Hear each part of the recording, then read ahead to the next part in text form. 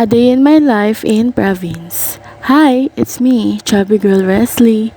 This is my first video. Kaya pasensya na guys kung hindi maganda ang quality ng video at magulo pa. Haha. Sorry na guys, hindi pa sanay. Pero I hope supportahan niyo ako. Bumangon na nga ako at niligpit ko na ang aming hinigaan.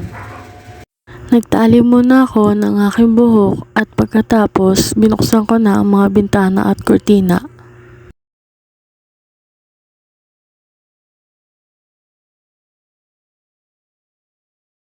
Pagkatapos kong buksan ang mga bintana at kurtina, sinimulan ko na nga magligpit ng mga damit. At pagkatapos kong magligpit, sinimulan ko na rin na magwalis sa loob ng kwarto at labas. After ko magwalis, sinunod ko namang ayusin ang mga damit namin sa aparador para hindi nakakalat. Nilinis ko na rin yung mga abubot sa aparador. Pagkatapos kong gawin lahat ng mga gawain ko sa taas, buwaba naman ako para maligo at tulungan yung partner ko sa tindahan. Pagpunta ko nga sa tindahan ay nag-ayos na agad ako ng mga paninda.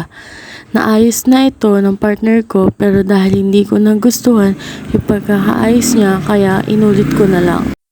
At habang busy nga ako sa pag-aayos, bigla namang sumingit sa video ang partner ko. Opo, siya po ang boyfriend ko. Yung kumakaway po sa video. Nanggugulo po siya habang ako ay nag-aayos. Nakipagkwentuhan pa nga siya sa akin dyan habang busy ako. Diba? Papansin lang. Pagkatapos kong magayos sa mga paninda, marami pa akong ginawa. Hindi ko na nga lang na-videohan dahil nawala na sa isip ko na pinasok ko na pala ang mundo ng pag-vlog.